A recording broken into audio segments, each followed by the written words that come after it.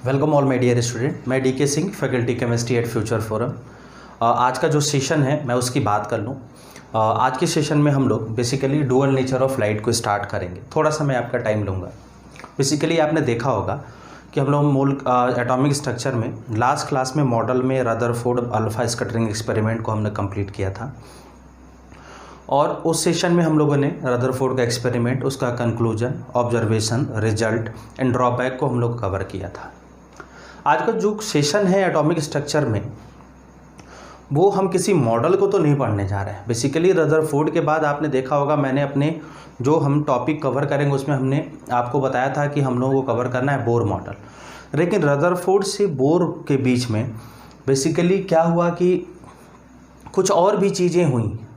मतलब हम थोड़े से अलग डायरेक्शन में जाके हमने सोचना शुरू किया मॉडल के बारे में, क्योंकि स्टेबिलिटी हम नहीं डिस्कस कर पाए और इलेक्ट्रॉन को लेके बहुत सारा कन्फ्यूजन भी था। तो उस चीज़ों को क्लियर करने के लिए हम लोग कुछ छोटी छोटी बातें पहले हम लोग पढ़ेंगे। जैसे हमने पढ़ा है डुअल नेचर ऑफ लाइट। मतलब क्या है कि जो हमारे पास लाइट है, इस लाइट के पास पार्टिकल नेचर, ठीक है, इसके साथ साथ वेव नेचर भी है। समझ में आ रही कि नहीं आ रही? मतलब पार्टिकल नेचर भी है और इसके पास वेव नेचर भी है। पार्टिकल नेचर होने की वजह से ये एक तरह का डिसकंटिन्यूअस मोशन हो सकता है, लेकिन अगर वेव नेचर है तो ये हमेशा कॉन्टिन्यूअस मोशन ही हो। आ रही है ना बात समझ में? मतलब मैं आपको बताऊं कि बेसिकली जो लाइट के पास जो नेचर है वो एक तो पार्टिकल नेचर होता है, एक डुअल नेचर, एक वेव नेचर होता है। इसीलिए हम बोलते हैं कि light can possess dual nature particle as well as wave nature. समझ में आ रहा है कि नहीं आ रहा है? ये इसकी मेन प्रॉपर्टी थी। समझ में आ गया कि नहीं आ गया? अब किसी सब्सटेंस की लाइट के पास अगर डुअल नेचर है तो ये वेव की तरह से भी ट्रीट कर सकते हैं और क्या बेटा, पार्टिकल की तरह से। अब किसी सब्सटेंस के पास अगर वेव नेचर है तो हम इसके पोलराइजेशन को देख सकते हैं। वेव में पोलराइजेशन होता है। हम इसके इंटरफियरेंस को देख सकते हैं या हम इसके डिफ्रैक्शन को देख सकते हैं। ये कुछ प्रॉपर्टीज होती हैं वेव के पास, जिसमें हम पोलराइजेशन की बात करते हैं, इंटरफेरेंस की बात करते हैं, डिफ्रैक्शन की बात करते हैं। अगर ये पार्टिकल नेचर शो करेगा तो हम कह सकते हैं कि इसमें हम Planck quantum theory of radiation की बात कर सकते हैं, या हम बात कर सकते हैं फोटो इलेक्ट्रिक इफेक्ट, या फिर हम बात कर सकते हैं बोर्स मॉडल की। मैंने यहीं से आपको दो तरफ तोड़ दिया हमने। बेसिकली लाइट की तरह से हम इलेक्ट्रॉन को भी आगे चल के ट्रीट करेंगे, परेशान नहीं होना। पार्टिकल नेचर की वजह से ये चीज़ें आ सकती हैं और वेव नेचर की वजह से ये हो सकता है। एग्जैक्टली मैं बताऊं तो हम लोग बात करेंगे इलेक्ट्रॉन के लिए। इलेक्ट्रॉन आगे चल के हमें पता चलेगा कि पार्टिकल और वेव नेचर को रिप्रेजेंट करेगा। अगर इसके पास पार्टिकल नेचर होगा तो ये फोटो इलेक्ट्रिकल या photo electric effect, Planck quantum theory और बोहर्स मॉडल को रिप्रेजेंट करेगा, है ना। और अगर इसको वेव की तरह से आप करोगे तो ये बताएगा वेव मैकेनिकल मॉडल या de Broglie dual principle, DDP बोलते हैं, या HUP हाइजेनबर्ग अनसर्टेनिटी प्रिंसिपल। तो आज का जो सेशन है ना, उस सेशन से हमने कुछ चीज़ों को तोड़ दिया। लाइट डुअल नेचर रखता है, इसी तरह से इलेक्ट्रॉन भी हमारा डुअल नेचर को रिप्रेजेंट कर सकता है। अगर लाइट की तरह से अगर इस नेचर को रिप्रेजेंट करेगा तो इसके अंदर वेव और पार्टिकल दोनों नेचर होंगे। अब हालांकि हम इसको आगे पढ़ेंगे तो आपको परेशान नहीं होना है, थोड़ा सा इसको नोट कर लोगे। जस्ट पढ़ना हमको ये था, उसके बाद हमें कुछ और पढ़ना होगा, लेकिन मैंने इसको इंट्रोड्यूस कर दिया। हम आउट ऑफ और इन सीक्वेंस में जाके इसको हमने लिख लिया। वो लिखने का एक वजह था, आपको ये बात क्लियर हो गई कि हमें इलेक्ट्रॉन से रिलेटेड क्या चीज़ें हमें पढ़नी है। फटाफट बोर्ड से जो भी चीज़ें लिखी हुई उनको नोट करो, ताकि हम लोग टाइम वेस्ट नहीं करते हैं, आगे बढ़ते हैं। इसमें समझ में आ रहा है कि नहीं आ रहा है? बोलिए भाई। कंफर्टेबल फील करो और सिचुएशन को हैंडल करने आपको आना चाहिए। बात समझ में आ रही कि नहीं आ रही? आप कंटेंट आपको अच्छा मिल रहा है, आप इसको यूटिलाइज करो, क्वेश्चंस पे फोकस करिए। समझ में आ रहा है कि नहीं? मैक्सिमम वर्क आप ऑब्टेन करो मिनिमम टाइम में। अगर इस तरह की एफिशिएंसी डेवलप करोगे तो आप किसी एग्ज़ाम में फेल नहीं होगे। टाइम वेस्ट नहीं करते हैं, मैं आगे बढ़ता हूँ। अब मैं आपको कुछ चीज़ें बता देता हूँ। जैसे मैं पूछूं कि वेव नेचर कैसा होगा। भाई वेव, अगर मैं नेचर की बात करूं तो हमने बोला वेव नेचर कॉन्टिन्यूअस होता है। कैसा कॉन्टिन्यूअस? एक बॉल है, ऐसे फेंक दो, यहाँ से रखा है, ये लगातार मोशन करके यहाँ आ जाएगी। सेम बॉल को हमने फेंका, कुछ ऐसे आया, फिर ऐसे गया, फिर ऐसे आया, फिर ऐसे आया, फिर ऐसे आया, फिर इस तरह से आया। तो ये तो कॉन्टिन्यूअस है और ये डिसकॉन्टिन्यूअस है। तो आपको एक रिजल्ट पता चल गया कि बेसिकली ये वेव मोशन को रिप्रेजेंट कर रहा है और ये पार्टिकल मोशन को रिप्रेजेंट कर रहा है। इस तरीके से हम इसको पहचान सकते हैं। क्लियर हो गया कि नहीं हो गया? अब आप लोग फटाफट नोट करिए, हम लोग आगे बढ़ते हैं। मैं आप लोगों को पढ़ाऊंगा अब वेव। हम लोग पढ़ेंगे वेव, ठीक है ना? Dual nature of light complete हुआ। हम वेव के बारे में कुछ पढ़ेंगे।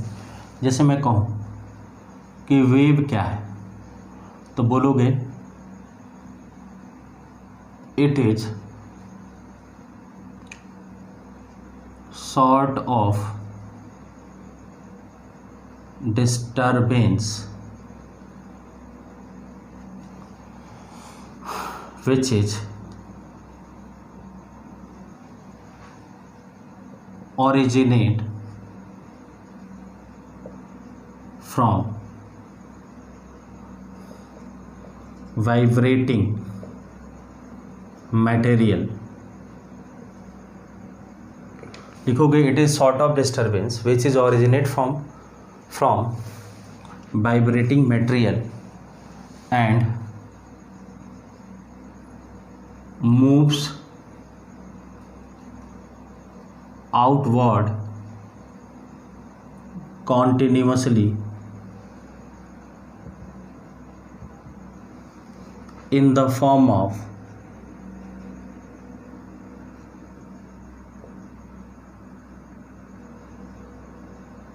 neighboring crest and throat।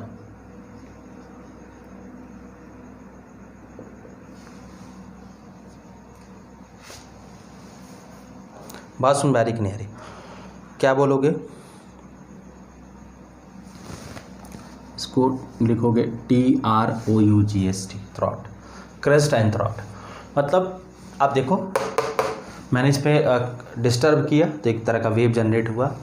तो wave is a sort of disturbance which is originate from disturbing material या वाइब्रेटिंग मटेरियल, ठीक है, moves outward continuously in the form of neighbouring crest and throat. ऐसे समझोगे ऐसे समझोगे, ये हमारा कोई वेव है, ये हमारा कोई वेव है जो कि यहाँ से ओरिजिनेट होके चलता रहा, तो इसको बोलते हैं क्रेस्ट, इसको बोलते हैं थ्रॉट। मतलब ये थ्रॉट होगा, ये क्रेस्ट होगा, ये थ्रॉट होगा,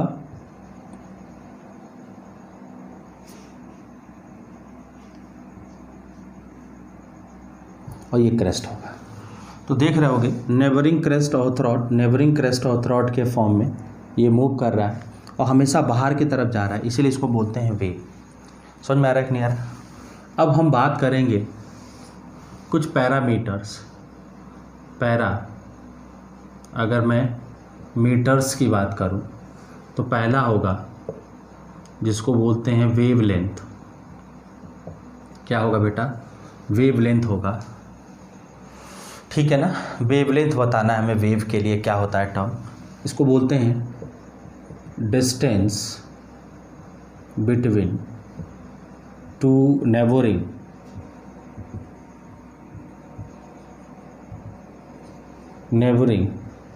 crest and throat is known as क्या बेटा? Wave length. क्या बोलते हैं इसको? वेव लेंथ बोलते हैं।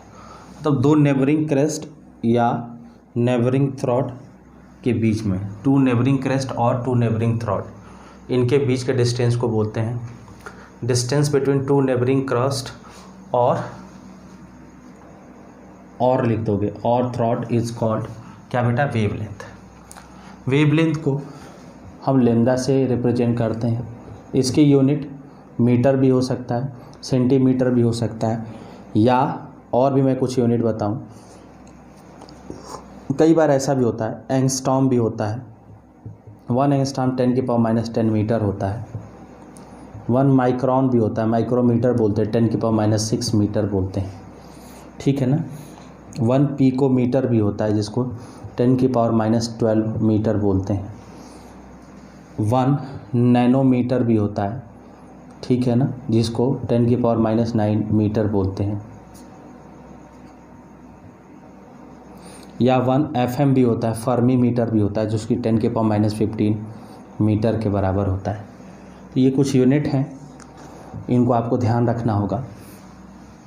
वेवलेंथ से संबंधित बातें हैं, इन बात को आपको समझना होगा। समझ में आ रहा है कि नहीं आ रहा है? ये बात आपको समझ में आ रही है?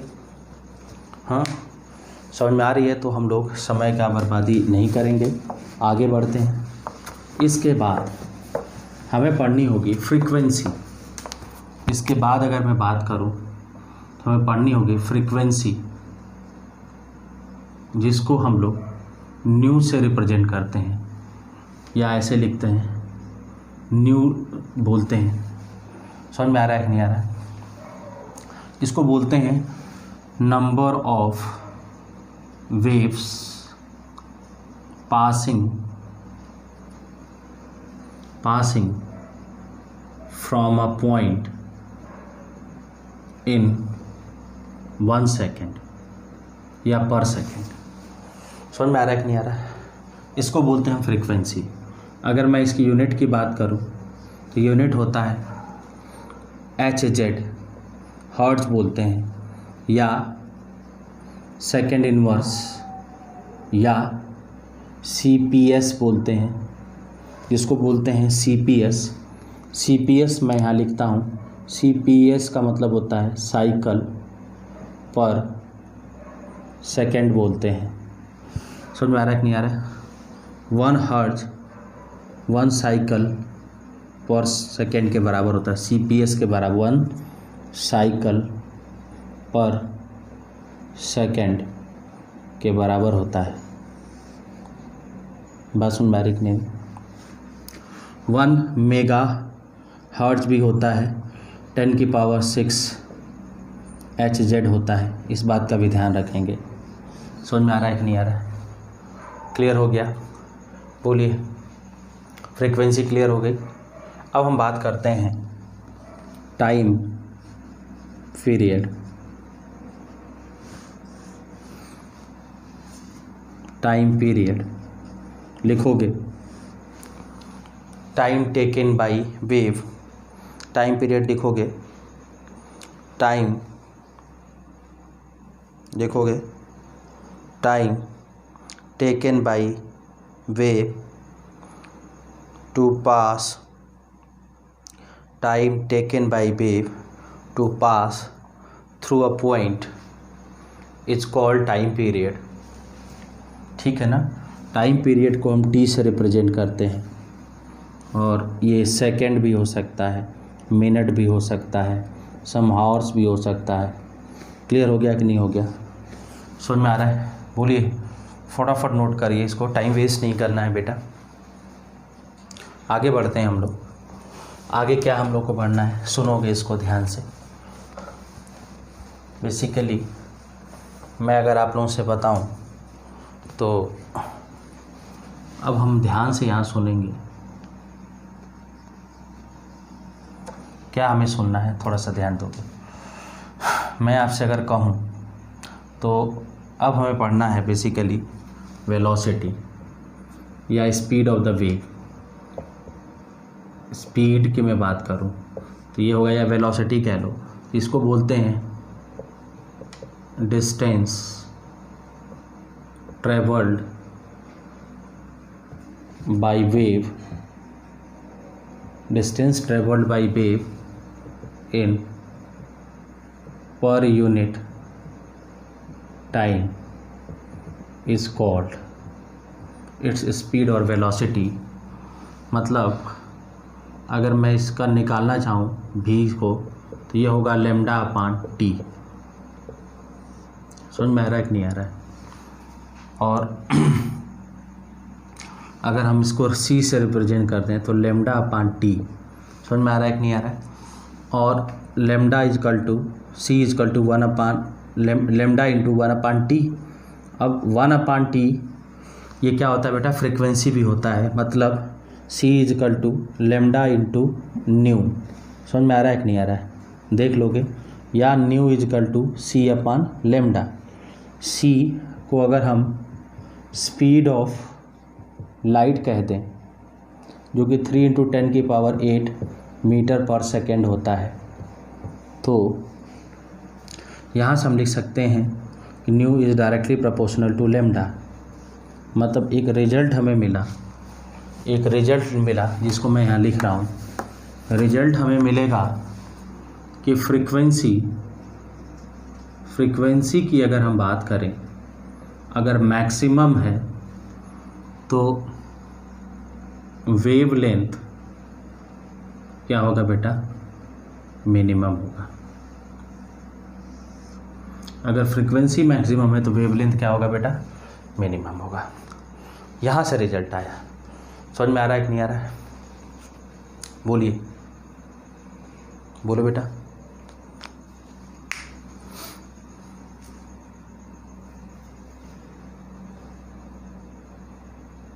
बोलो बेटा, नोट करो फटाफट।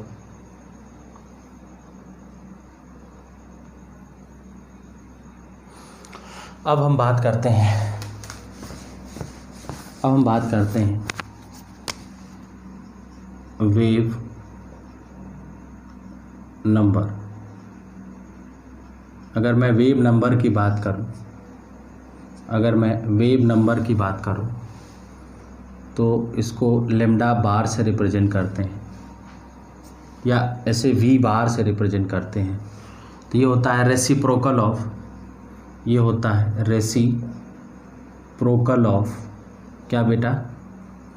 Wave length. मतलब 1 upon lambda equal to we बार, और इसकी यूनिट होती है वी बार की सेंटीमीटर इनवर्स या मीटर इनवर्स। समझ में आ गया? या एंगस्ट्रॉम इनवर्स।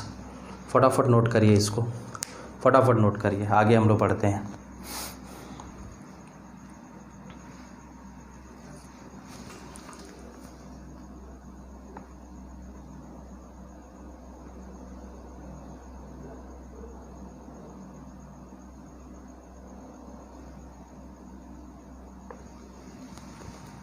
ठीक है, आगे बढ़ें।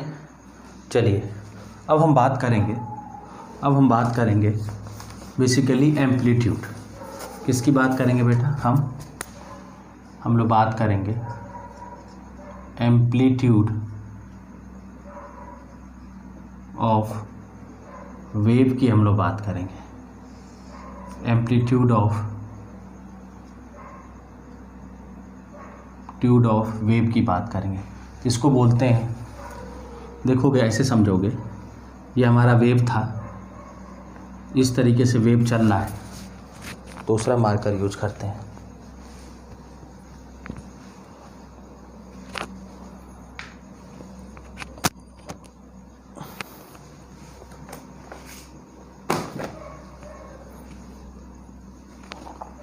देखिएगा आप लोग, अगर हम कहें तो ये हमारा वेव मोशन है, तो थोड़ा सा समझोगे, ये हाइट ऑफ क्रेस्ट और depth of throat,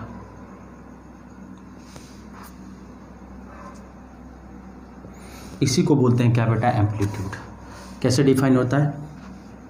it is defined as क्या बेटा? हाइट ऑफ क्रेस्ट और डेप्थ ऑफ थ्रॉट। ठीक है ना? हाइट ऑफ क्रेस्ट और डेप्थ ऑफ थ्रॉट, इसको बोलते हैं हम क्या बेटा? एम्पलीट्यूड। समझ में आ रहा है कि नहीं आ रहा है? इसको फटाफट नोट करिए, फटाफट नोट करिए।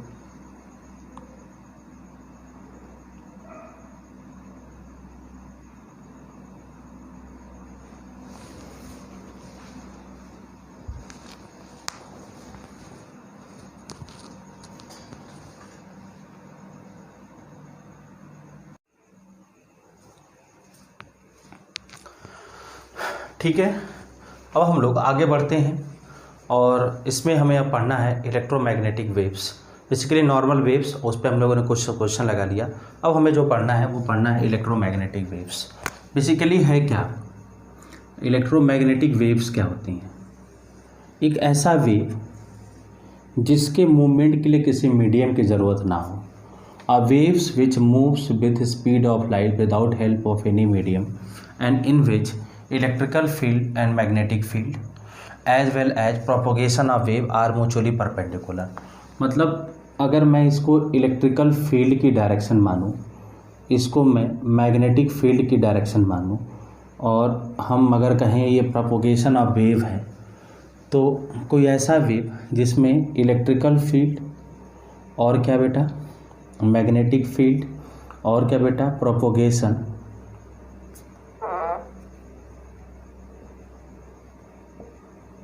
ऑफ वेव, तीनों अगर एक दूसरे के साथ, एक तीसरे के साथ, मतलब मुझे एक दूसरे के साथ क्या हो? परपेंडिकुलर हो, तो इनको बोलते हैं बेटा हम क्या? Electromagnetic waves. क्या होता है इलेक्ट्रोमैग्नेटिक वेव? लिखोगे the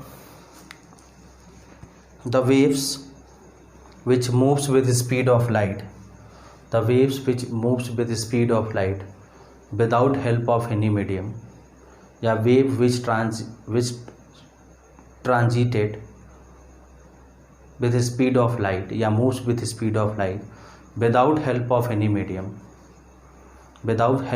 medium, and in which electrical field, magnetic field and propagation of wave are mutually perpendicular is known as electromagnetic waves, किसको बोलते हैं? EMW बोलते हैं, इलेक्ट्रोमैग्नेटिक वेव्स। समझ में आ रहा है कि नहीं आ रहा है? अब इनके एग्जाम्पल की बात करूं तो आप कह सकते हो रेडियो वेव, फिर कह सकते हो आप माइक्रोवेव्स, आप कह सकते हो रेडियो वेव, माइक्रोवेव्स, फिर कह सकते हो इंफ्रारेड वेव्स, फिर कह सकते हो आप विजिबल वेव्स, फिर आप कह सकते हो रेडियो, माइक्रो, इंफ्रा, विजिबल, फिर कह सकते हो आप क्या बेटा यूबी रेज, क्या कह सकते हो बेटा आप एग्जाम्पल में यूबी रेज भी कह सकते हो, एक्स रेज भी कह सकते हो, गामा रेज भी कह सकते हो, कॉस्मिक भी कह सकते हो, कॉस्मिक रेज, ये सी भी क्या है EWB है, इलेक्ट्रोमैग्नेटिक वेव्स हैं। समझ में आ रहा है कि नहीं आ रहा? कौन कौन से? Radio, micro, infra, visible, UV, X rays, gamma rays and cosmic rays, ये सभी एग्जाम्पल हैं किसके? इलेक्ट्रोमैग्नेटिक वेव्स के। ये वेव्स आपने देखा होगा फ़ोन वगैरह में, आजकल जो फ़ोन चल रहे हैं भाई, किसी तरह के मीडियम की ज़रूरत नहीं है, एक कोने से दूसरे कोने पे हेलो की आवाज़ सुनाई देती है फ़ोन की वजह से। या मैं आपसे कहूँ, आपने देखा होगा कि सैटेलाइट से हमें मौसम, वेदर, इन सारी इन्फॉर्मेशन मिलती रहती हैं, टीवी हमारे घर में चलता रहता है। तो ये सब चीज़ें हैं जो कि इलेक्ट्रोमैग्नेटिक वेव्स के एग्जाम्पल में आते हैं, रेडियो, माइक्रो, ये सारी बातें। समझ में आ रहा है कि नहीं आ रहा है? ठीक है, आगे हम लोग बढ़ेंगे। इसके बाद पढ़ना होगा हमें इलेक्ट्रोमैग्नेटिक स्पेक्ट्रम। बेसिकली हमें क्या पढ़ना है बेटा? Electromagnetic spectrum. स्पेक्ट्रम बेसिकली मैं बात बताऊँ तो एक तरह का पैटर्न होता है या इम्प्रेशन बोलते हैं। मेरी बात सुन पा रही है? स्पेक्ट्रम का मतलब होता है इम्प्रेशन या एक पैटर्न कहीं पे बन जाना। क्या मैं इसको समझाऊं कि एक तरह से ये जो रेज है ना, इलेक्ट्रोमैग्नेटिक जो वेव्स है, उनका घर होता है। बस सुन पा रही नहीं? कैसे घर होता है मैं बता रहा हूँ। इसको बोलते हैं अगर मैं इलेक्ट्रोमैग्नेटिक,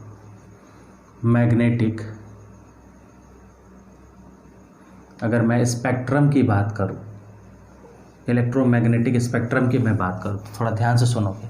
बेसिकली ये क्या होता है? The arrangement of various type of waves, the arrangement of various type of rays या waves in order of increasing wavelength और फ्रीक्वेंसी और डिक्रीजिंग वेवलेंथ और फ्रीक्वेंसी। बात समझ आ रही कि नहीं आ रही? मतलब कोई ऐसा अरेंजमेंट हम जिसमें अलग अलग तरह के रेज को उनके बढ़ते हुए फ्रीक्वेंसी या वेवलेंथ या घटते हुए फ्रीक्वेंसी या वेवलेंथ के ऑर्डर में क्या करें, कहीं पे हम अरेंज कर दें, तो उसको बोलते हैं बेटा इलेक्ट्रोमैग्नेटिक स्पेक्ट्रम। या हम कहते हैं कहीं पे वेव्स को कहीं से हमने पास किया तो एक पैटर्न कहीं पे फॉर्म हो जाए, तो उसको भी बोलते हैं स्पेक्ट्रम। पैटर्न फॉर्म एक ऑर्डर में होता है, वेवलेंथ के एक ऑर्डर में होता है, इसीलिए हम बोलते हैं ये अरेंजमेंट है वेरियस टाइप ऑफ वेव्स का। किस में बेटा? Increasing order of frequency of wavelength या decreasing order of frequency of wavelength. मैं बात करता हूँ, अगर मैं इसके ऑर्डर की मैं बात करूँ तो ऑर्डर बेसिकली हम लोगों ने सही लिखा था। पहले लिखोगे रेडियो, माइक्रो, पहले लिखोगे रेडियो, फिर होता है माइक्रो, फिर होता है इंफ्रारेड, फिर होता है विजिबल, फिर होता है यूबी जिसको बोलते हैं अल्ट्रा वायलेट, ठीक है ना। उसके बाद एक्स रेज, फिर गामा रेज, फिर कॉस्मिक रेज। समझ में आ रहा है कि नहीं आ रहा है? ये होते हैं बेसिकली। अगर मैं विजिबल की बात करूं तो विजिबल को हम लोग बोलते हैं, यहाँ पे मैक्सिमम वेवलेंथ होता है, तो मिनिमम क्या होगा बेटा? फ्रीक्वेंसी होगी। यहाँ पे मिनिमम वेवलेंथ होता है तो यहाँ पे मैक्सिमम फ्रीक्वेंसी होगी, मतलब सबसे बड़े वेवलेंथ का ये होगा। बात समझ आ रही कि नहीं आ रही? अब मैं विजिबल की बात करूं तो विजिबल बेसिकली मैं बात करूं, आप सर हो गए विव ग्योर जिसको बोलते हैं, आपने सुना होगा, जिसको हम बोलते हैं क्या बेटा? विव ग्योर। ये होता है वॉयलेट, फिर क्या होता है इंडिगो, फिर क्या होता है ब्लू, फिर क्या होता है ग्रीन, फिर क्या होता है आई का मतलब क्या होता है बेटा विबग्योर, ओ का मतलब होता है ऑरेंज, और आर का मतलब होता है बेटा रेड। इस ऑर्डर में होते हैं। बात समझ में आ रही कि नहीं आ रही? ये होता है विबग्योर, समझ में आ गया कि नहीं आ गया? ये होता है विबग्योर। अब मैं विजिबल रेंज का मैं जो ऑर्डर बताऊं आपको, वेवलेंथ की मैं बात करूं तो अप्रॉक्सीमेट 3700 एंगस्ट्रॉम टू 7600 एंगस्ट्रॉम में होता है। कई जगहों पे 4000 एंगस्ट्रॉम से 8000 एंगस्ट्रॉम तक भी बोल दिया जाता है। इसको भी कंसीडर हम कर सकते हैं, बट ये ज़्यादा बेस्ट है। समझ में आ रहा है कि नहीं आ रहा? थोड़ा बहुत इसमें चेंजेस हो सकते हैं। क्लियर हो गया? बोलिए, फटाफट नोट करिए। इलेक्ट्रोमैग्नेटिक स्पेक्ट्रम घर होता है वेव्स का, जहाँ पे हम इनको इनके उम्र के हिसाब से नहीं, इनके पैसे कमाने के रेट से नहीं, इनके फ्रिक्वेंसी और वेवलेंथ के बिहार पे इनको हम अरेंज कर देते हैं। आ रही बात समझ में? फटाफट नोट करिए इसको, त्वरित आप रिजल्ट निकालिए, तुरंत आना चाहिए। क्या हम लोग आगे बढ़ें? बोलिए। चलिए, अब मैं इसको रफ कर रहा हूँ भाई, मैं इसको रफ कर देता हूँ, आगे बढ़ेंगे हम लोग। मैं अगर आपसे पूछूं, एक क्वेश्चन दे दूं कि इफ़ वेवलेंथ, क्वेश्चन है, if wavelength of visible rays lie between 37, ऐसे ले लोगे, 4000 angstrom to 7800 angstrom, then what will be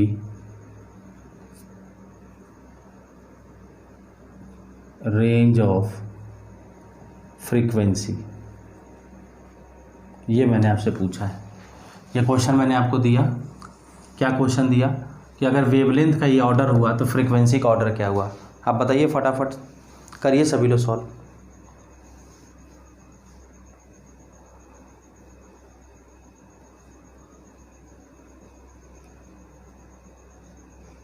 बोलो बेटा, क्या यूज करोगे? C इजकल टू, बोलो,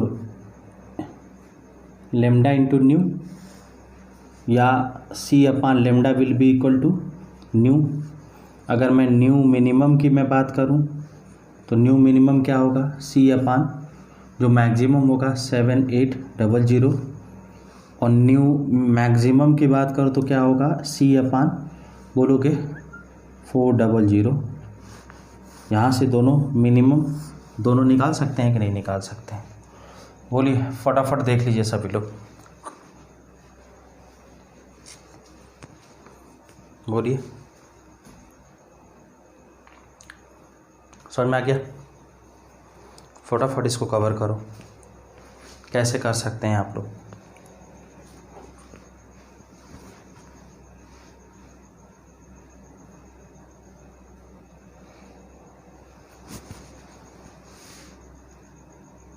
किस तरह से आप कर सकते हैं इसको, थोड़ा सा देख लीजिए।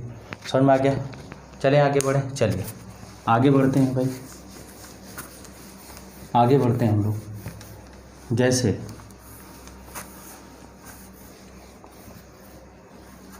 अगर हम बात करें, आप देखिएगा, अब हम बात करते हैं बेटा, थोड़ा सा और बात बढ़ते हैं। अगर मैं पार्टिकल नेचर की बात करूं, किसकी बात करूं? हम लोग पार्टिकल नेचर की बात करें।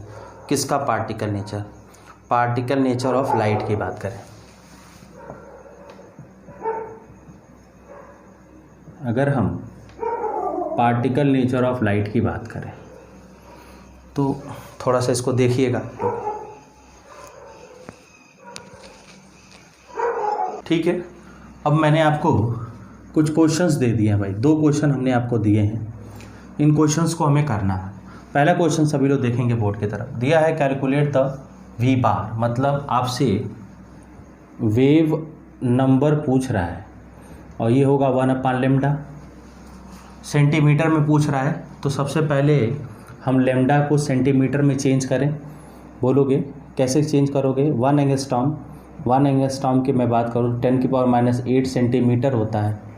सो हमारे पास कितना है? 5800 एंगस्ट्रॉम है ना, जो कि 5800 इंटू 10⁻⁸ सेंटीमीटर होगा कि नहीं होगा।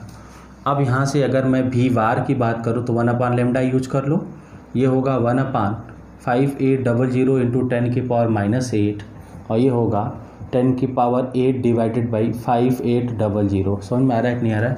अब ये बेसिकली क्या होगा? सेंटीमीटर इन्वर्स हो जाएगा, है ना। अब आपसे यहाँ से पूछा रहा है क्या बेटा? देखोगे आपसे पूछा जा रहा है वी। आप देखोगे यहाँ से हमें मालूम है फॉर्मूला हम लोगों ने पहले डेराइव किया था कि अगर मैं बात करूँ, अगर हम यहाँ से बात करें तो हमें हमारे पास हम क्या सी मतलब स्पीड ऑफ लाइट और फ्रीक्वेंसी और लैम्डा को हम लोग रिलेट कर सकते हैं क्या? बोलो कैसे रिलेट करोगे? बोलो भाई इसको कैसे रिलेट करोगे? तो हमारे पास एक फार्मूला था जिसमें हमने पढ़ा था ऐसे, जो v था इन्वर्सली प्रोपोर्शनल टू लैम्डा या v इजकल टू c/λ। समझ में आ रहा है कि नहीं आ रहा है? लैम्डा की वैल्यू हमें पता है, तो यहाँ से v कितना होगा? 3 इंटू 10⁸ मीटर। बात समझ में आ रही कि नहीं आ रही? और ये कितना होगा? अगर हम लैम्डा की बात करें तो कितना होगा? 5800 इंटू 10⁻⁻10। बोलो c/λ। भाई इसको मीटर में लोगे तो ये भी उसी फॉर्म में आएगा ना। बोलो तो ये v कितना होगा? सेकेंड इन्वर्स में आ जाएगा, ये ऊपर जाएगा, ये ऊपर चला गया तो 3 इंटू 10 की पावर कितना? 18 डिवाइडेड बाई 5800। समझ में आ रहा है कि नहीं आ रहा है? क्या बनेगा बेटा? Second inverse. क्लियर हो गया कि नहीं हो गया? फटाफट इसको नोट करिए, कॉपी में नोट करिए बेटा।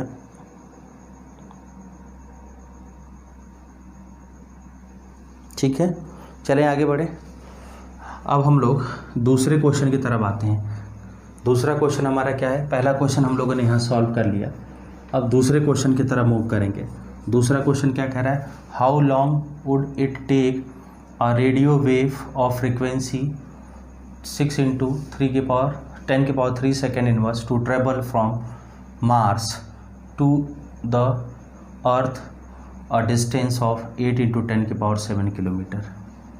समझ में आ रहा है कि नहीं आ रहा है? तो किलोमीटर को पहले 8 इंटू 10⁻⁷ इंटू 10⁻³ मीटर में कन्वर्ट कर लें।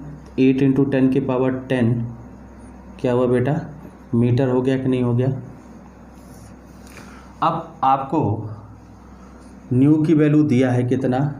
6 इंटू 10⁻3। तो आपको मालूम है यहाँ से टाइम कितना होगा? आप देखोगे न्यू की वैल्यू आपको दिया है ना, तो न्यू की वैल्यू से आप टाइम नहीं निकाल सकते हो क्या?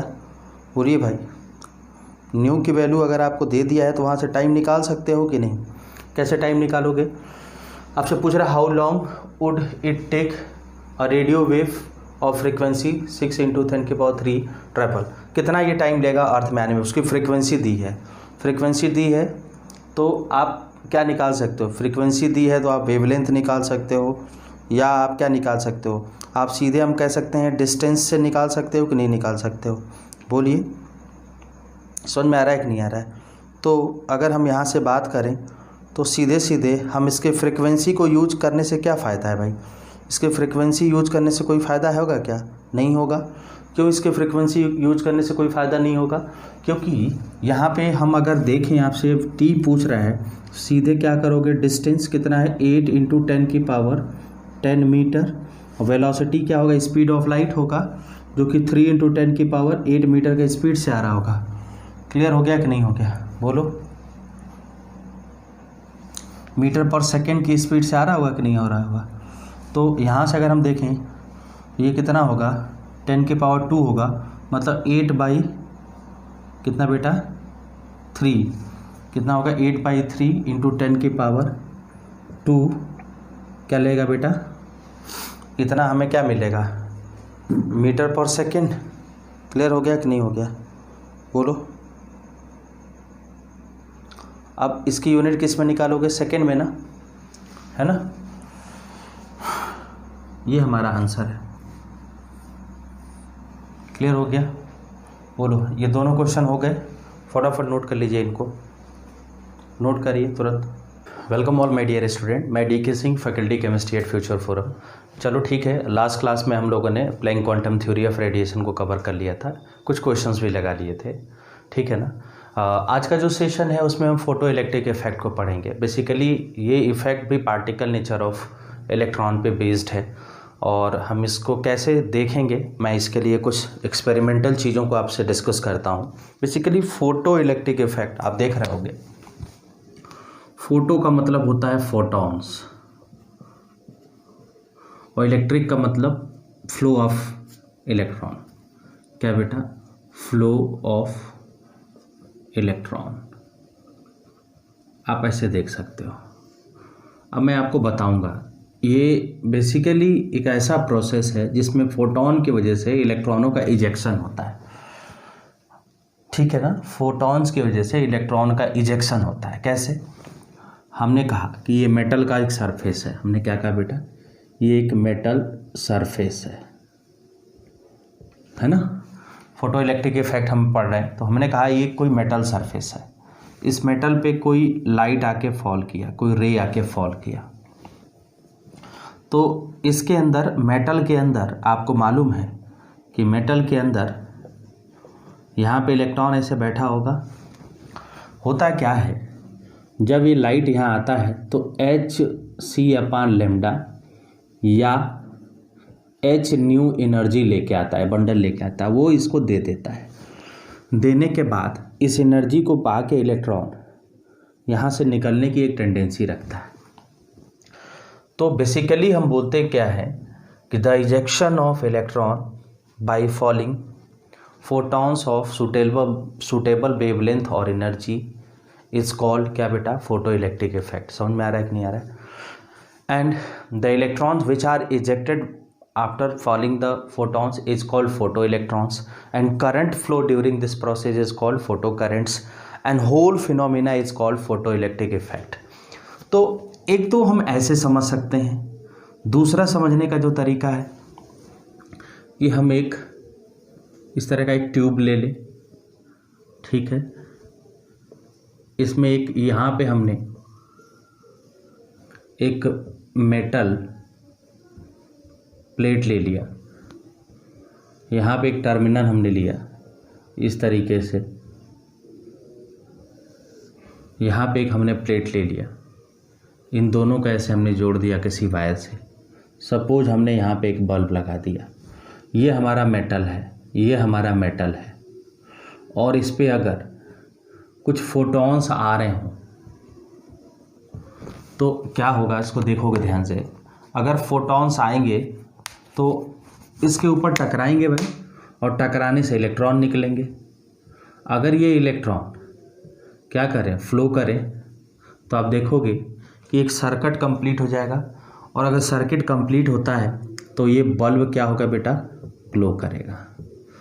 तो आपने क्या देखा इसमें बताइए, आपकी मैं ऑब्जर्वेशन की बात करूं तो आपने देखा कि एक सूटेबल वेवलेंथ का फोटॉन आके यहाँ पे टकराता है, तो ये प्रोसेस होता है, इसको बोलते हैं फोटो सेल। क्या बोलते हैं बेटा, फोटो सेल। आपने देखा होगा जो सोलर पैनल्स लगे होते हैं, धूप में जब हम छत पे रख देते हैं इसको, तो इसके मेटल पे सनलाइट आके क्या होता है, टकराता है। टकराने की वजह से यहाँ से इलेक्ट्रॉन इजेक्ट होते हैं, इजेक्ट होने के साथ साथ ये फ्लो करते हैं, जिसकी वजह से हमारी बैटरी की क्या होती है, चार्जिंग होती है, या हम यहाँ पे करंट एक डेवलप कर सकते हैं। तो आपको समझ में आना चाहिए कि photo electric effect,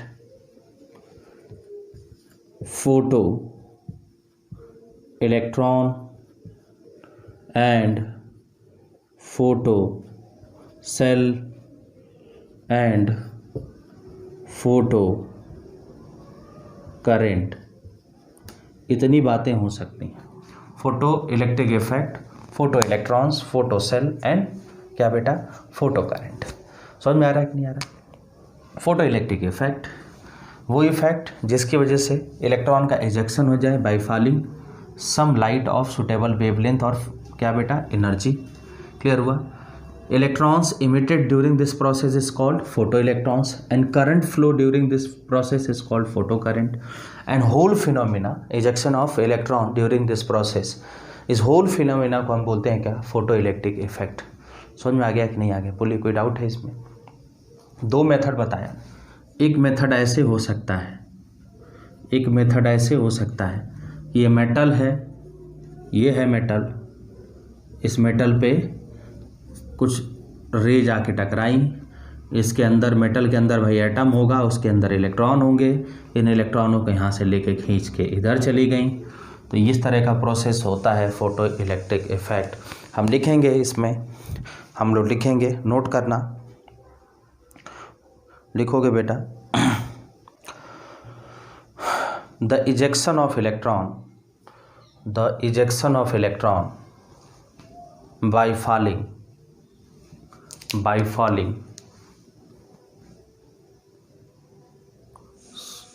falling some suitable light of certain wavelength or energy from the surface of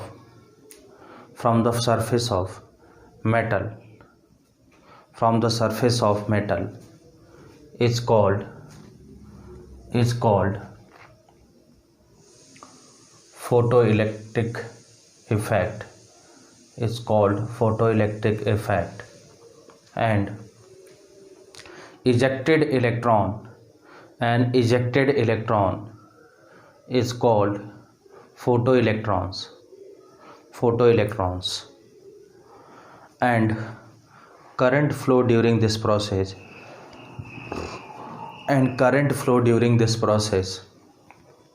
is called photocurrent, ठीक है, it's called photocurrent, and device is called photocell, समझ में आ रहा है कि नहीं आ रहा है?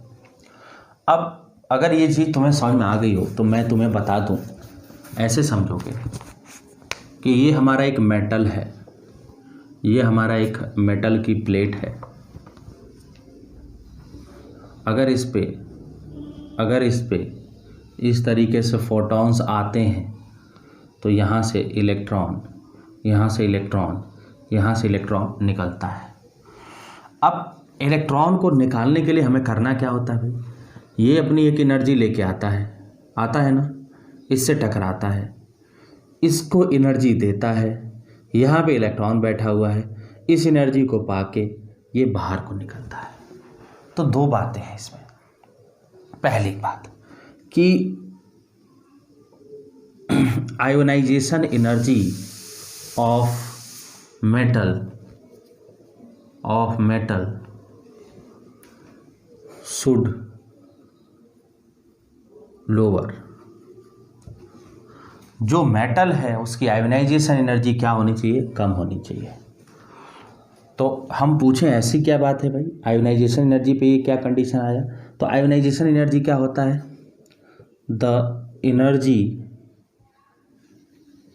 The minimum energy required to remove an electron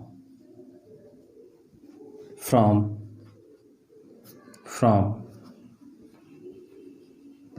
isolated gaseous ion to infinite। इसमें एक बात और याद रखना, outer most shell, the minimum energy required to remove an electron from outer most shell from outer most shell लिखोगे, outer most shell of isolated gaseous ion to infinite. मतलब electron को निकालने के लिए जो एनर्जी मिनिमम चाहिए होता है उसको बोलते हैं आयोनाइजेशन एनर्जी। अब और ये एनर्जी बढ़ गई, समझ में आ रहा है कि नहीं आ रहा? तो एनर्जी बढ़ने से क्या इलेक्ट्रॉन निकलेगा? क्या नहीं निकलेगा। मतलब एनर्जी निकालने वाली जो एनर्जी आयोनाइजेशन एनर्जी होनी चाहिए वो बहुत ही कम होना चाहिए। इसीलिए हम लोग दूसरा पॉइंट में लिखेंगे कि in photocell mostly s block elements are used due to its low ionization energy। समझ में आ रहा है कि नहीं आ रहा है? फोटो सेल्स में हम बेसिकली जिस मेटल का यूज करते हैं वो एस ब्लॉक के होते हैं।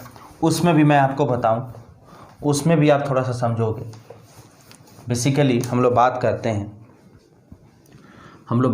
हैं हमें मालूम है एस ब्लॉक में जो पहला ग्रुप होता है, फर्स्ट ग्रुप की अगर हम बात करें तो फर्स्ट ग्रुप में hydrogen, lithium, sodium, rubidium, caesium and francium होता है। ये रेडियो एक्टिव होता है, इसको छोड़ देते हैं। समझ में आ रहा है कि नहीं आ रहा है? हलीना की रूबी से फ्रेंडशिप। तो बेसिकली जो सीजियम होता है ना, आयोनाइजेशन एनर्जी इसकी मिनिमम होता है। तो मोस्टली आप ऐसे लिख याद रखोगे कि हम सीजियम को यूज करते हैं, used in photo cell due to lower ionization energy. आ रही बात समझ में? क्लियर हो गया कि नहीं हो गया? बोलो बेटा। मतलब किसी इलेक्ट्रॉन को किसी मेटल के सरफेस से निकालने के लिए जो मिनिमम एनर्जी की ज़रूरत होती है उसको हम आयोनाइजेशन एनर्जी बोलते हैं। अब इनको नोट करोगे तो मैं कुछ केसेस तुम्हें बताऊंगा। अगर तुम नोट करते हो इनको तो मैं कुछ केसेस बताऊंगा। केसेस क्या है वो ध्यान से देखना होगा। उन केसेस को, केसेस क्या है उनको हम लोगों को देखना होगा, है ना? चलिए आगे बढ़ें, बोलिए। देखो बेटा क्या है इसमें केसेस, मैं यहीं से शुरू करता हूँ। मैंने कहा कि इसकी एक आयोनाइजेशन एनर्जी है और एनर्जी ऑफ फोटोन है, दो बातें। तो मेटल की जो IE है, ठीक है, एंड पहली बात, और दूसरी बात हमने कहा एनर्जी ऑफ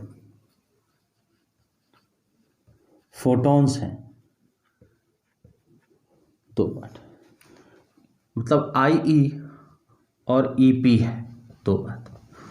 अगर मैंने कहा पहला case IE is greater then EP तो लिखोगे नो फोटो इलेक्ट्रिक इफेक्ट। इस बात को समझोगे। क्या इसका मतलब है? Suppose ionisation energy 400 electron volt हो और energy of photon 350 electron volt हो, तो फोटॉन्स अगर यहाँ से आके इस पर स्ट्राइक करेगा तो उसके पास इतनी एनर्जी नहीं है कि इस इलेक्ट्रॉन को फुर्र कर सके। सपोज आप समझो कि आपने भाई आप किसी अच्छे इंजीनियरिंग कॉलेज से आपने बीटेक कर लिया, किसी IIT से कर लिया, तो जब नौकरी आप करते हो तो बहुत सारे कंपनीज आपको ऑफ़र देती हैं। तो उसमें सेम बात यही है, जो मेटल है उसके अंदर जो इलेक्ट्रॉन्स रहते हैं उसको ऑफ़र देने का काम कौन करता है? भाई फोटॉन्स करते हैं। फोटॉन्स लालच देते हैं, कहते हैं कि तुम एटम के अंदर हो, तुम्हारे पास इतनी एनर्जी है, मैं तुमको इतनी एनर्जी दे रहा हूँ, मेरे साथ भाग चलो। तो क्या होता है भाई, इलेक्ट्रॉन भाग जाता है। किसके साथ? अकेले भागता है। भाई बात सुन में आ रही कि नहीं आ रही? भाग के अपने घर को छोड़ देता है, मतलब इस मेटल से निकल जाता है। और उसके भागने में हमें मालूम है चार्ज का फ्लो होता है और चार्ज के फ्लो की वजह से करंट का फ्लो होता है। इसीलिए जितने फोटो सेल्स हैं या जितने सोलर पैनल्स हैं ये फ़ोटो इलेक्ट्रिक इफ़ेक्ट पे ही बेस्ड होते हैं। आजकल तो बहुत सारी चीज़ें आ गई हैं, बहुत सारे एयरक्राफ्ट भी बनने लगे हैं जो कि सोलर सिस्टम से चलते हैं। बात समझ में आ रही कि नहीं आ रही? तो पहला मैंने केस बनाया कि जब आयोनाइजेशन एनर्जी मेटल का ज़्यादा हो एनर्जी ऑफ फोटॉन से तो फोटो इलेक्ट्रिक इफेक्ट होगा ही नहीं। दूसरा, if ionisation energy is equal to energy of photon means हम कहेंगे just electron emitted from the surface of metal। आप इस बात को समझोगे, मैंने कहा कि जो हमारे पास यहाँ देखिएगा, हमने कहा ये मेटल है, इस मेटल की आयोनाइजेशन एनर्जी है और यहाँ से एक फोटॉन आया जिसको EP हमने कहा। अगर हमने कहा कि आयोनाइजेशन एनर्जी के बराबर एनर्जी ऑफ फोटॉन है तो जस्ट इलेक्ट्रॉन को क्या करेगा, खींच के बाहर ला देगा। बात समझ में आ रही है नहीं आ रही? बट इस केस में इसके पास इलेक्ट्रॉन के पास कोई काइनेटिक एनर्जी नहीं होगी, नो काइनेटिक एनर्जी। क्यों नहीं होगी उसको हम लोग देखेंगे। तीसरा जो हमने केस है उसमें हम बोला कि energy of photon greater than क्या हो, काइनेटिक एनर्जी। तो इस केस में बहुत ज़्यादा एनर्जी हो गई, मतलब आयोनाइजेशन एनर्जी यहाँ पे लिखोगे IE लिखोगे। हमने कहा 300 इलेक्ट्रॉन वोल्ट है और एनर्जी ऑफ फोटॉन हमने कहा 500 इलेक्ट्रॉन वोल्ट है। तो क्या करेगा, इसको खींच के ले जाएगा, इतना एनर्जी दे देगा कि इलेक्ट्रॉन बहुत फास्ट तरीके से निकलने लगेंगे। आपने देखा होगा कि जब बदली होती है, मतलब जिसमें हम कहते हैं कि बारिश का मौसम आता है, तो जो हमारा पैनल है वो काम करना बंद कर देता है, क्योंकि जो लाइट होती है वो हमें नहीं मिलती है। सनलाइट होना ज़रूरी है ना, जितना ज़्यादा लाइट होती है उतनी ज़्यादा बैटरी चार्जिंग की कंडीशन बढ़ती है भाई। तो एनर्जी ऑफ फोटॉन जो कि लाइट बंडल के फॉर्म में आते हैं, ये अगर आयोनाइजेशन एनर्जी से ज़्यादा हो जाए तो इस केस में लिखोगे photo electric effect occur and electrons and extra energy of photon converted into kinetic energy. समझ में आ रहा है कि नहीं आ रहा है? इस बात को समझेंगे, क्लियर हुआ? मतलब एक रिजल्ट हमें मिला कि यहाँ से अगर हम बात करें तो जो काइनेटिक एनर्जी होगा किसका, फोटो इलेक्ट्रॉन का, वो बराबर होगा किससे, वो देखोगे energy of photon EP minus ionisation energy. बात समझ आ रही कि नहीं आ रही? या kinetic energy will be equal to energy of photon SC/λ minus, इसको क्या लिख सकते हो हम, फाई लिखते हैं। मतलब आयोनाइजेशन एनर्जी और फाई दोनों एक जैसे ही होते हैं। बात समझ में आ रही कि नहीं आ रही? क्या मतलब है इसका, मैं यहाँ पे क्लियर कर रहा हूँ। जो फाई होता है इसको बोलते हैं वर्क फंक्शन।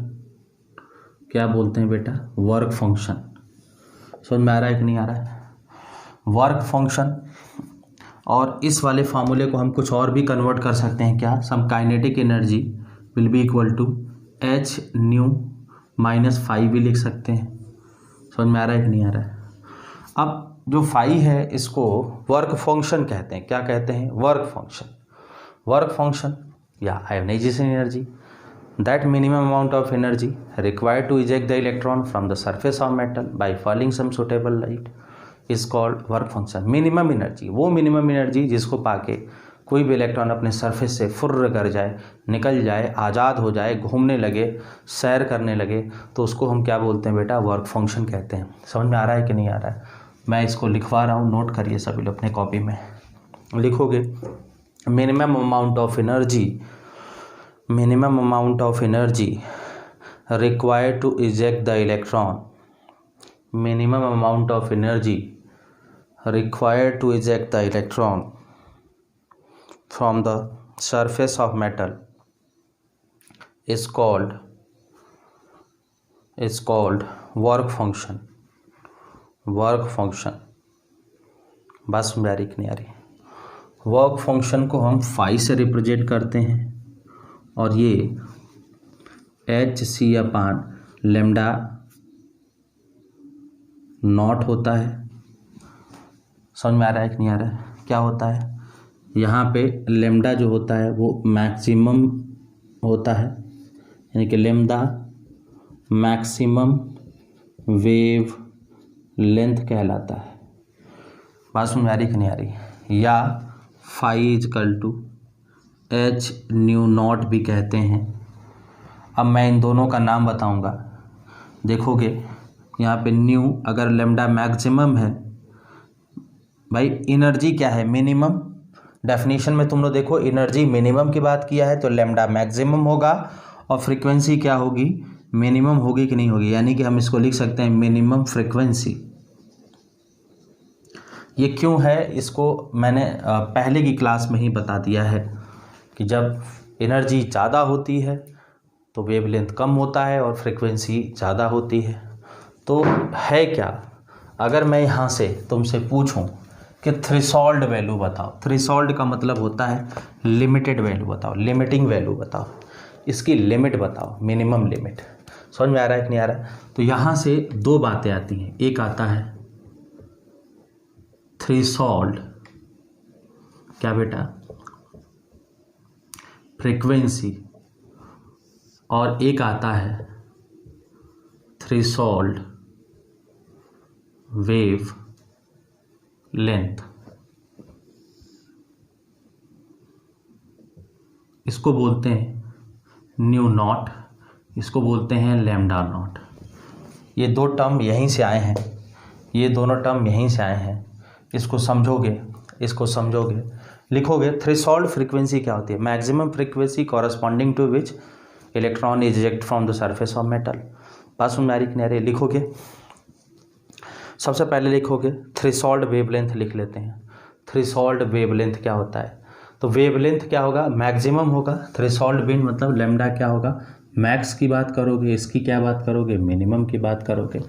भाई एनर्जी मिनिमम होगा तो ये मिनिमम होगी, और अगर फ्रीक्वेंसी मिनिमम होता है तो वेवलेंथ मैक्सिमम में मिलेगा।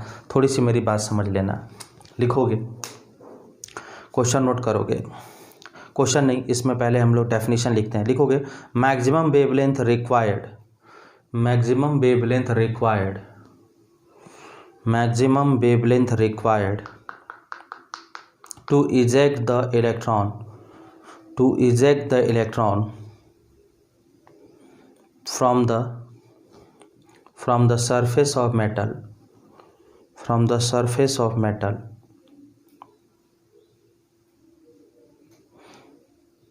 is known as threshold wavelength, is known as threshold wavelength, and it is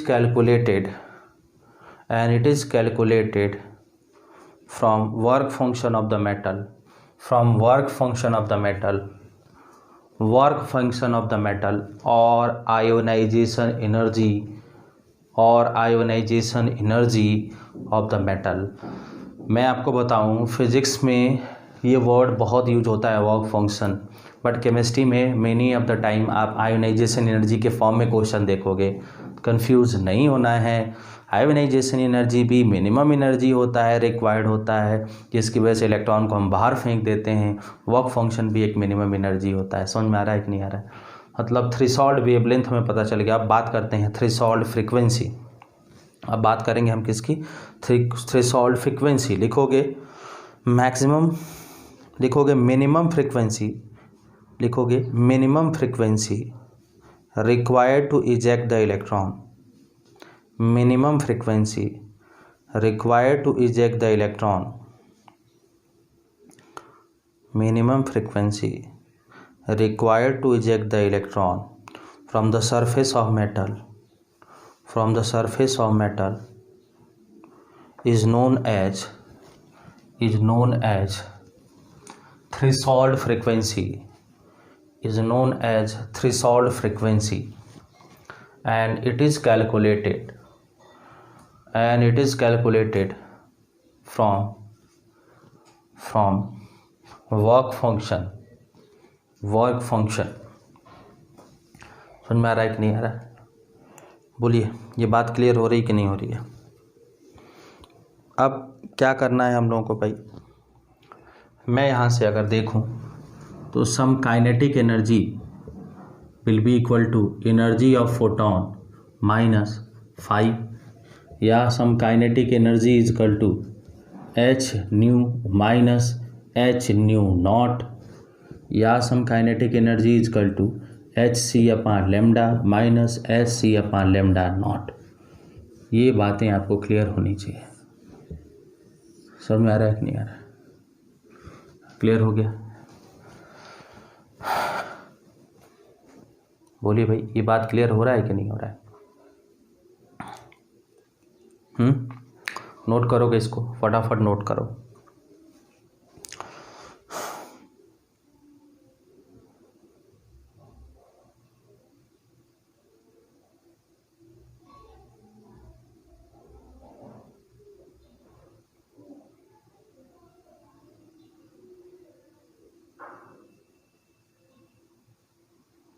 note कर लिया?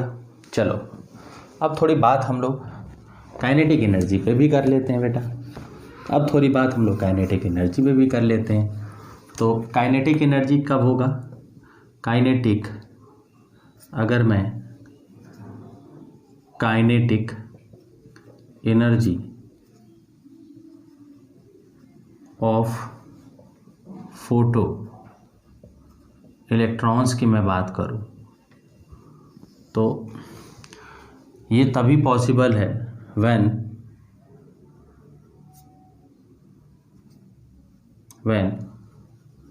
energy of photon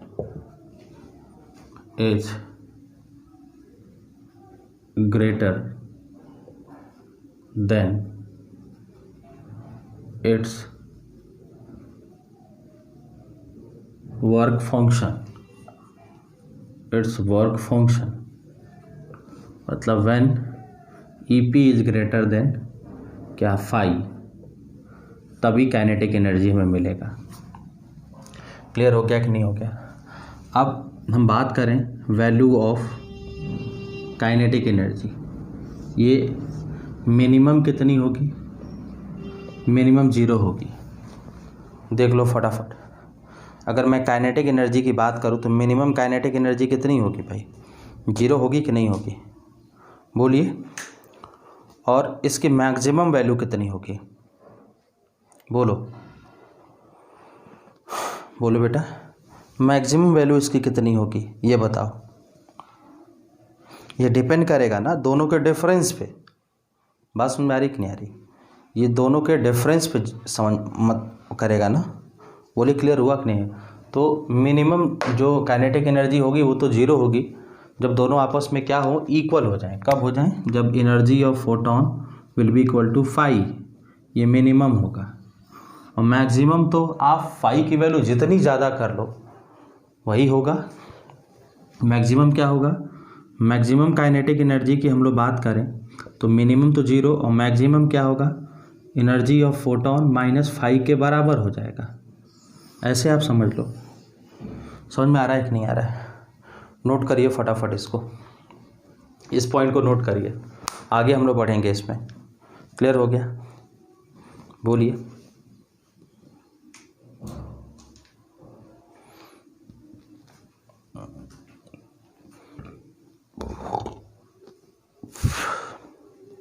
चलो क्वेश्चन नोट करो। क्वेश्चन नोट करोगे सभी लोग? इतना पहले लिख लो, फिर हम लोग क्वेश्चन लगाते हैं। नोट करिए सभी लोग, ठीक है? हम लोग पार्टिकल नेचर ऑफ लाइट को स्टार्ट करते हैं। सब लोग देखोगे ध्यान से। यहाँ से अगर मैं आपसे पार्टिकल नेचर ऑफ लाइट की बात करें तो बेसिकली जो लाइट के पास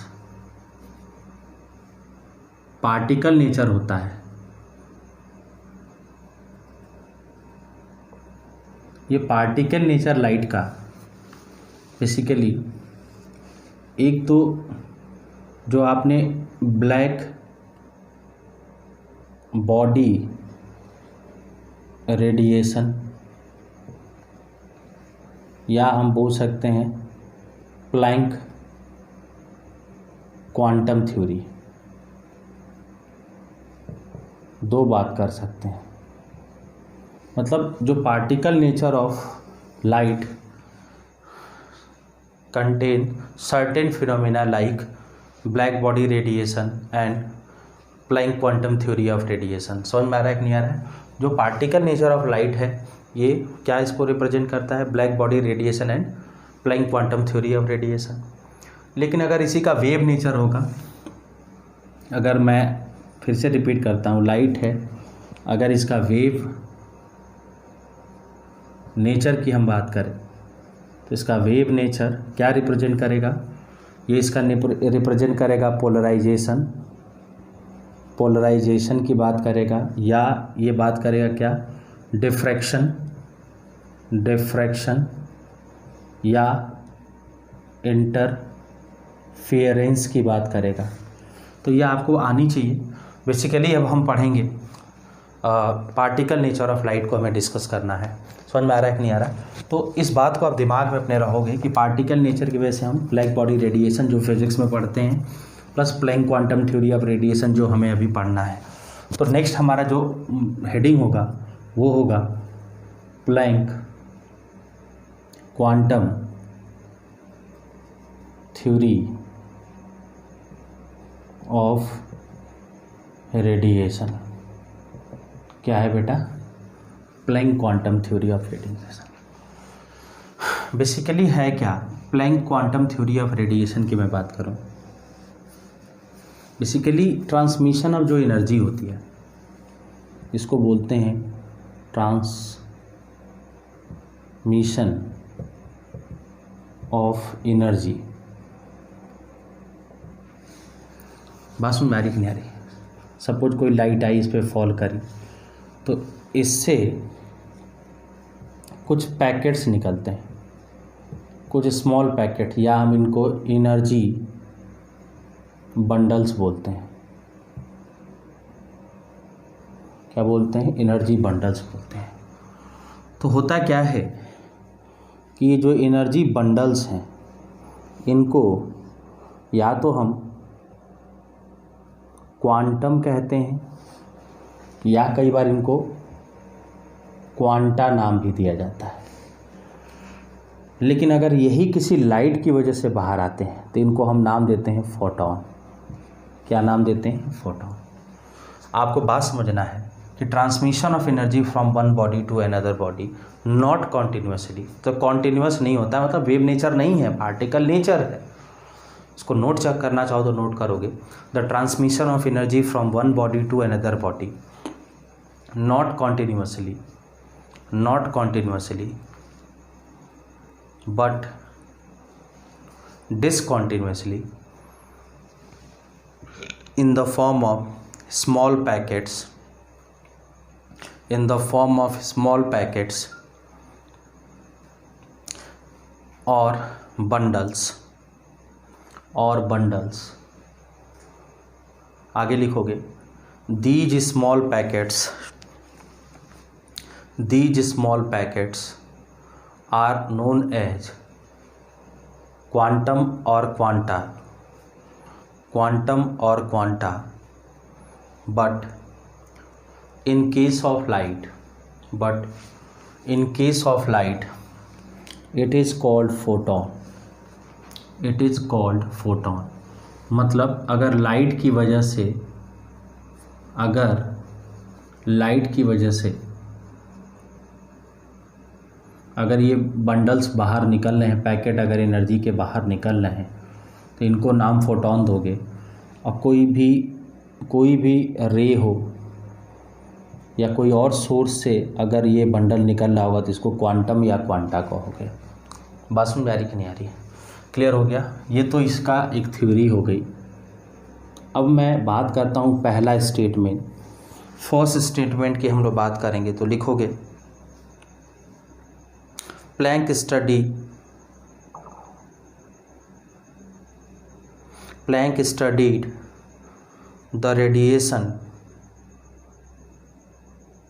the radiation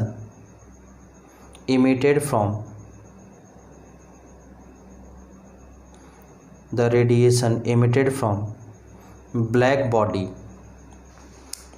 body gave following observation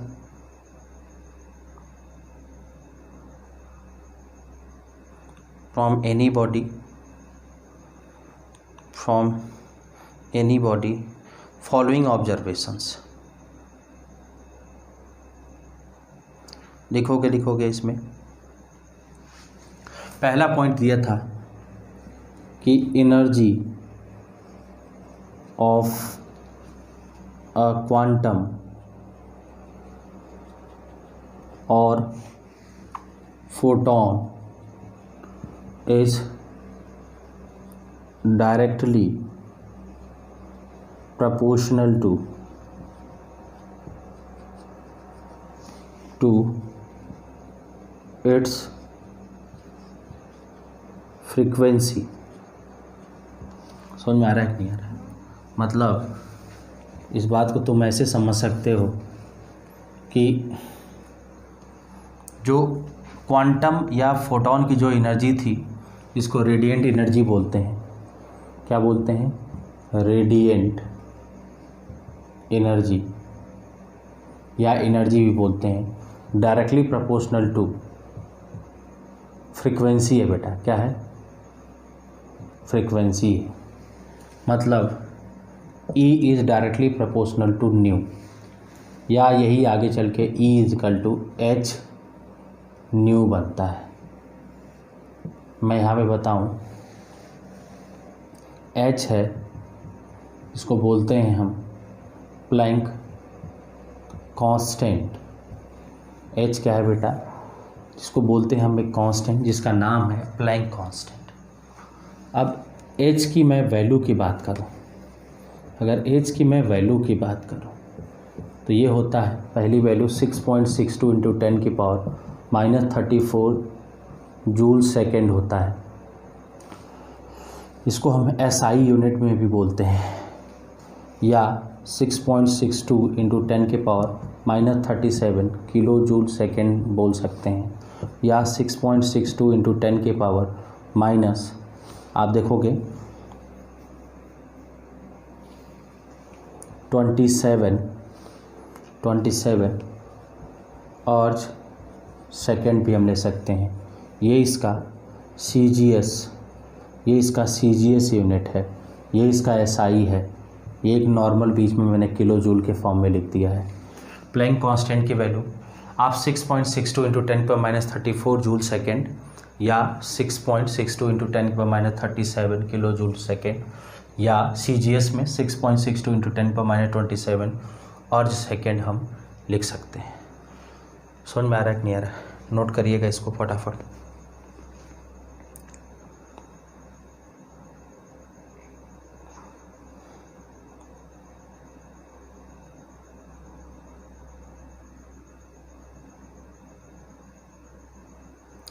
चलें आगे बढ़ें, बोलिए।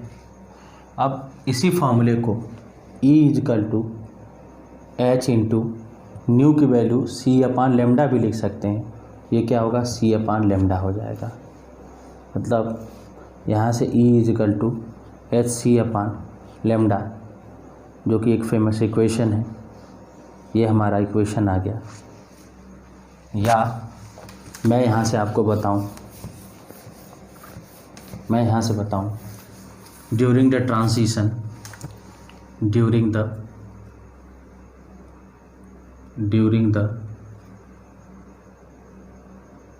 ट्रांजिशन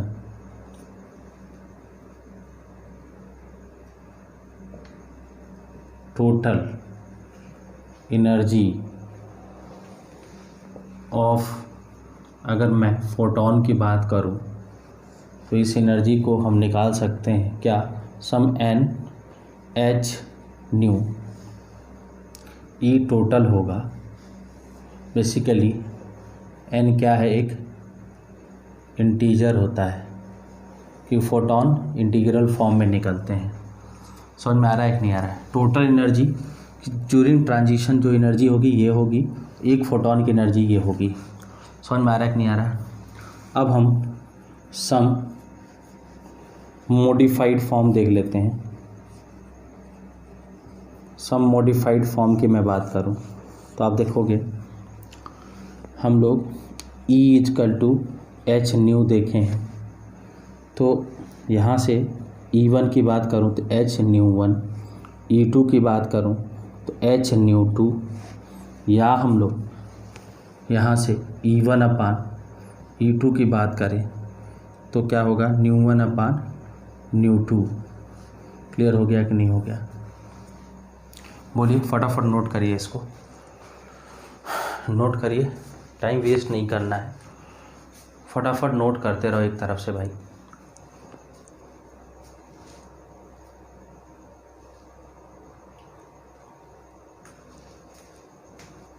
ठीक है, चलो अगर मैं आप लोगों से कहूँ कि इसके आगे हमें देखना है, अगर मैं आपसे इसके आगे की बात करूं तो इसको कैसे करोगे, ये भी लिख सकते हैं E is equal to h c upon lambda 1 lambda, तो E1 is equal to h c upon lambda 1, E2 is equal to h c upon lambda 2, या सम E1 अपान E2 की बात करूं तो लेमडा 2 अपान लेमडा 1। समझ में आ रहा है कि नहीं आ रहा है। या हम कह सकते हैं E inversely proportional to lambda या E directly proportional to new.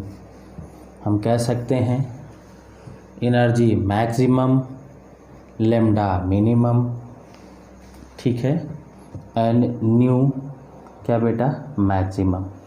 इस बात को भूलना नहीं है, इस बात को भूलना नहीं है। स्टार क्वालिटी में रखो, स्टार क्वालिटी में रखो, क्योंकि ये फॉर्म हमें पता होना चाहिए कि एनर्जी अगर किसी फोटोन का मैक्सिमम है तो वेवलेंथ उसका मिनिमम होगा और फ्रीक्वेंसी उसकी मैक्सिमम होगी। समझ में आ रहा है कि नहीं आ रहा है, बोलिए क्लियर हो गया, बोलो बेटा, नोट कर लिया।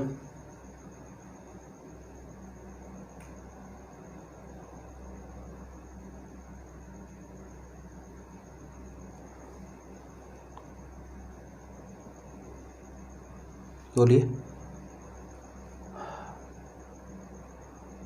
अब मैं बात करता हूँ, मैं बात करूँ तो क्वेश्चन हम लोग करते हैं। मैं क्वेश्चन देता हूँ, क्वेश्चन मैंने दिया, क्वेश्चन मैंने दिया, calculate the energy of photon of frequency 3 into 10 के पावर 4 सेकेंड इनवर्स। क्लियर हो गया कि नहीं हो गया। तो ये क्वेश्चन है, तो एनर्जी कैसे निकालोगे, एच न्यू से, एच की वैल्यू 6.62 इंटू 10 के पावर माइनस, यहाँ से क्या यूज़ करो 6.62 ना इंटू 10 के पावर माइनस 34 इंटू न्यू की वैल्यू 3 इंटू 10 की पावर 4, ये क्या होगा जूल में आएगा। समझ में आ गया कि नहीं आ गया, ये क्वेश्चन ऐसा हो गया। क्लियर हो गया। दूसरे क्वेश्चन की बात करूं कि मैं कहूं calculate the ratio of energy of two photon having wavelength 2000 angstrom and 3000 angstrom। Question number 2 की बात करें, देखोगे E1 upon E2 is equal to lambda 2 upon lambda 1 means E1 upon E2 will be equal to 3000 divided by 2000 मतलब यहाँ से हम E1:2 E2 क्या होगा 3:2। जो उनका रेशियो वेवलेंथ का होगा जस्ट उसका अपोजिट हो जाएगा क्या उनके एनर्जी का। समझ में आ रहा है कि नहीं आ रहा है, देख लीजिए, बोलिए। नेक्स्ट क्वेश्चन की तरफ हम अगर मूव करें तो नेक्स्ट हमारा जो क्वेश्चन होगा उसको थोड़ा सा समझोगे। नेक्स्ट क्वेश्चन हमारा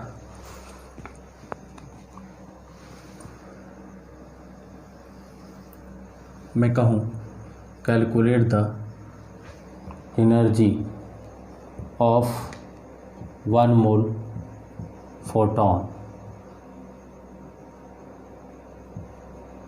ऑफ वेवलेंथ। क्वेश्चन है वेवलेंथ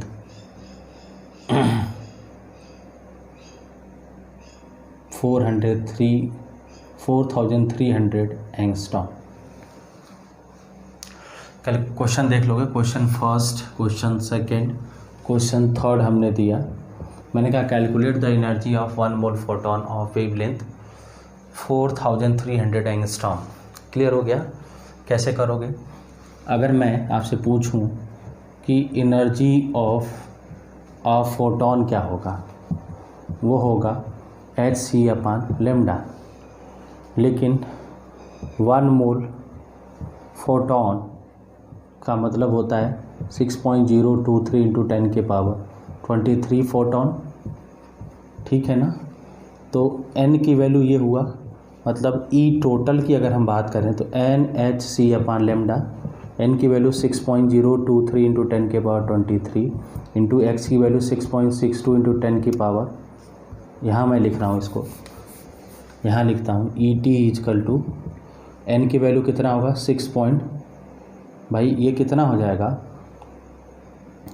ऐसे लिखोगे NHc अपान लेमडा, n की वैल्यू 6.62 इंटू 10 के पावर -34 इंटू n की वैल्यू 6.023 इंटू 10 के पावर 23, h की वैल्यू है, सॉरी ये n की वैल्यू है, c की वैल्यू 3 इंटू 10 की पावर 8, और ये देखोगे आपको एंगस्ट्रॉम में दिया है 4300 इनको 10 की पावर -10 से मल्टीप्लाई करके ये मीटर में कन्वर्ट कर दोगे। बात समझ में आ रही कि नहीं आ रही?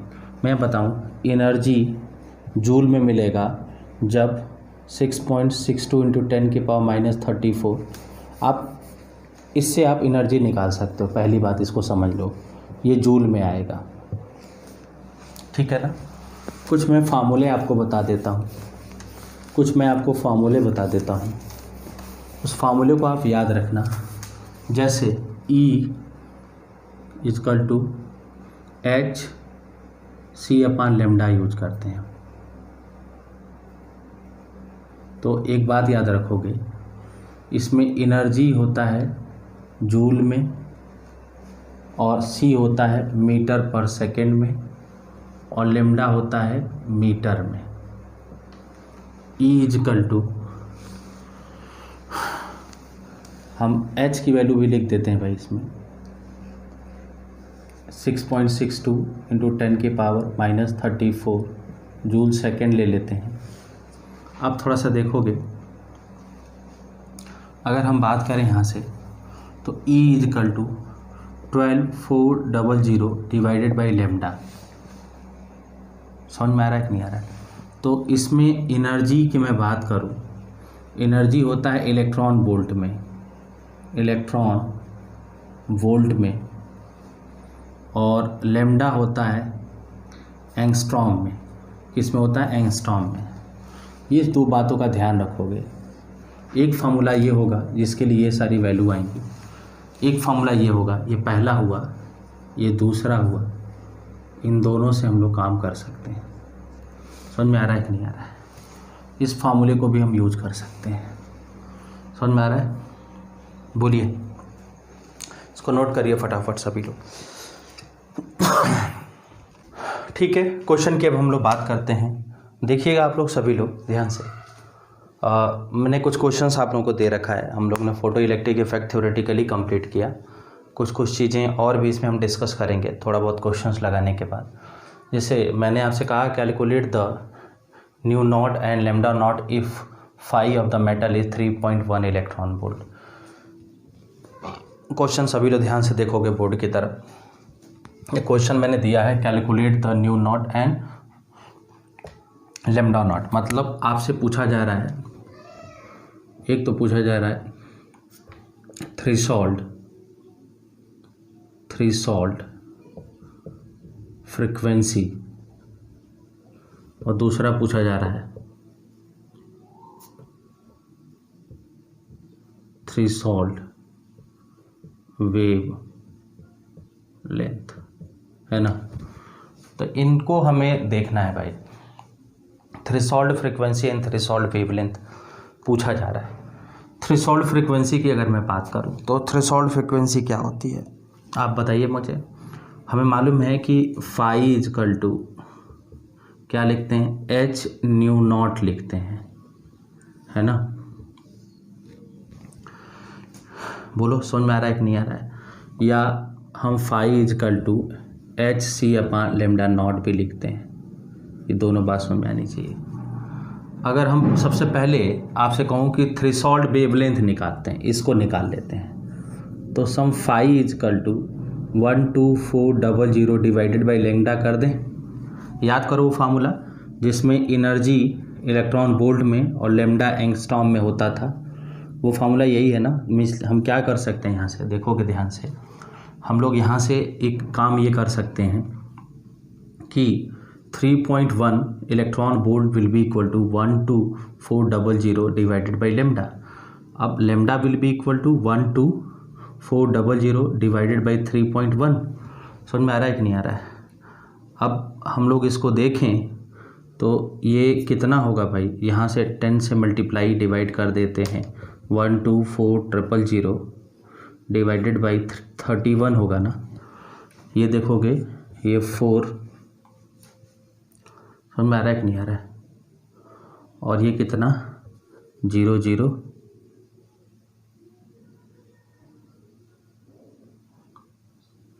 मतलब यहाँ से हमें 4000 एंगस्ट्रॉम मिल गया। क्लियर हुआ कि नहीं हुआ, लेमडा मिल गया।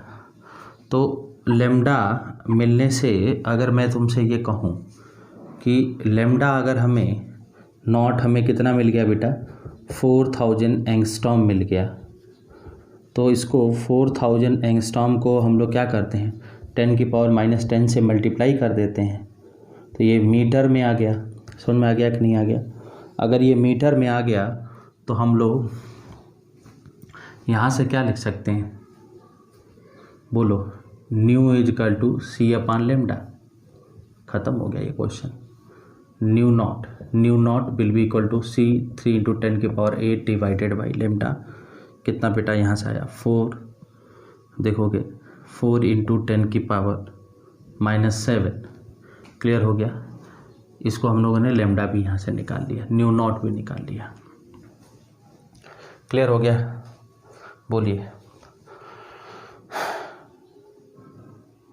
सपोज मैं आपसे पूछूं कि ये मिनिमम है या मैक्सिमम है, बोलिए, ये मिनिमम वेवलेंथ है कि मैक्सिमम है, तो आप बताओगे मैक्सिमम है। ये मिनिमम फ्रीक्वेंसी है कि मैक्सिमम है, तो ये तो देखोगे ये मिनिमम फ्रीक्वेंसी है और ये मैक्सिमम वेवलेंथ है।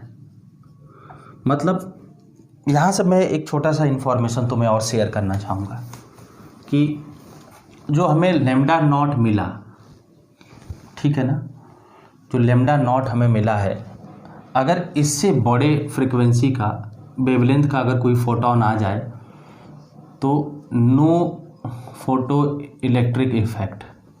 देख लेना ध्यान से। अरे भैया ये तो मैक्सिमम वेवलेंथ है ना, अगर इससे बड़ा कोई वेवलेंथ आ जाएगा तो उसकी एनर्जी ही क्या होगी, कम हो जाएगी, तो निकालेगा ही नहीं।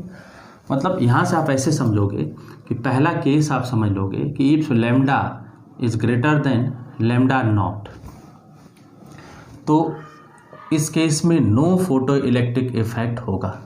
दूसरा, इफ हम कहेंगे कि nu is greater than nu naught then photo electric effect अकर।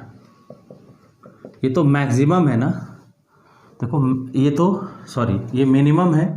अब इससे बड़े फ्रिक्वेंसी का अगर कोई आएगा तो एनर्जी बढ़ा देगा, मतलब फोटो इलेक्ट्रिक इफेक्ट होगा। तो कुछ छोटे मोटे कंपैरिजन और भी हैं जिनको हमने इसमें बताया आपको। आई होप कि आप समझने की कोशिश कर रहे होगे, है ना बेटा। इसको समझने की आपकी कोशिश करनी है ना। बोलो समझ में आ रहा है, देख लेना। सेकंड क्वेश्चन को आप लोग कर सकते हो क्या? सेकंड क्वेश्चन कर सकते हो, बहुत ही आसान क्वेश्चन है, इसको भी आप अटेम्प्ट कर सकते हो। बोलो कोशिश करें सेकंड क्वेश्चन को सॉल्व करना। देखोगे यहाँ से, देखोगे बेसिकली अगर मैं सेकंड क्वेश्चन की बात करूँ तो सेकंड क्वेश्चन में क्या है, काइनेटिक एनर्जी ऑफ फोटोन पूछ रहा है ना। फाई आपको दिया है, समझ में आ रहा है कि नहीं आ रहा, और ये आपको दिया है। तो हम क्या निकाल सकते हैं, पहले एनर्जी ऑफ फोटोन क्या निकालनी, इलेक्ट्रॉन वोल्ट में 12400 डिवाइडेड बाई 300। बोलो ये कितना होगा, यहाँ से देखोगे बेटा ये कितना होगा